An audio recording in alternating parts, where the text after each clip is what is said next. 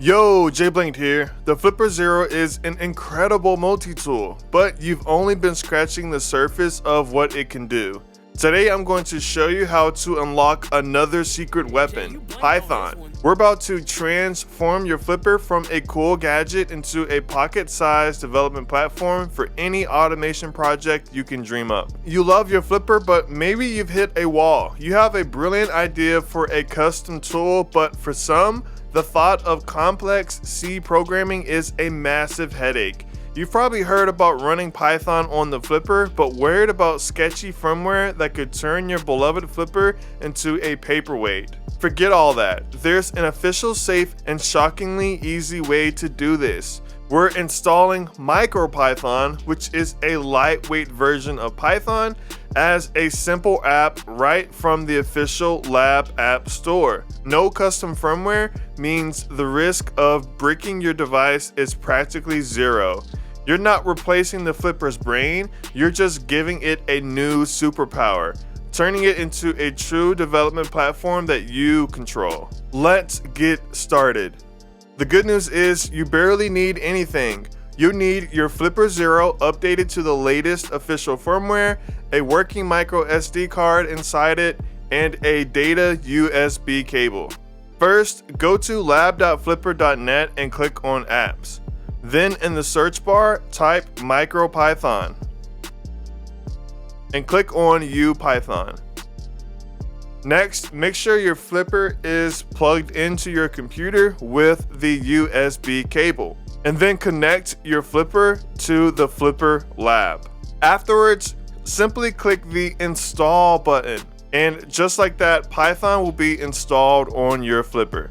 Now, on your device, click OK, and then go to Apps, and then scroll down to Tools,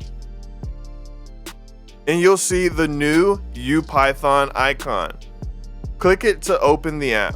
A quick note, sometimes you'll have to reboot the device a few times just to get the app to run. MicroPython is one of the heaviest Flipper Zero apps because it takes a lot of memory to run on the Flipper Zero. When prompted, reboot the device until the app opens. Now, there are some examples ready to go, but before we move forward, we're going to write our own example. So open up a text editor or Visual Studio Code. The documentation has a ton of examples and references. We're going to use the Canvas example. We'll copy and paste that into our file. Now, simply save it and name it hello_world.py.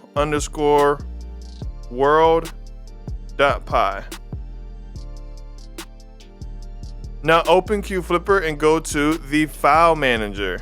After that, click on App Assets and then uPython.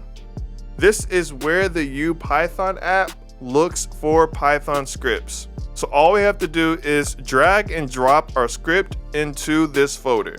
Here we go.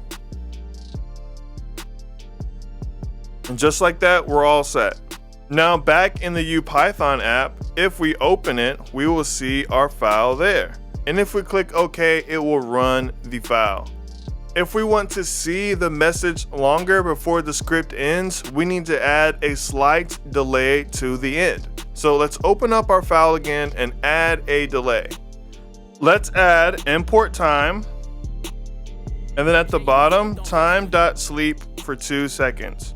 We need to also change this because this should be canvas black. And then for now, let's also remove this line. Set color, set text, canvas update, and time.sleep. Now let's save it and add it to the SD card. Here we go. And now when we click open and run the file, we'll see hello world on the screen. You should also check out some of the examples, like this canvas test.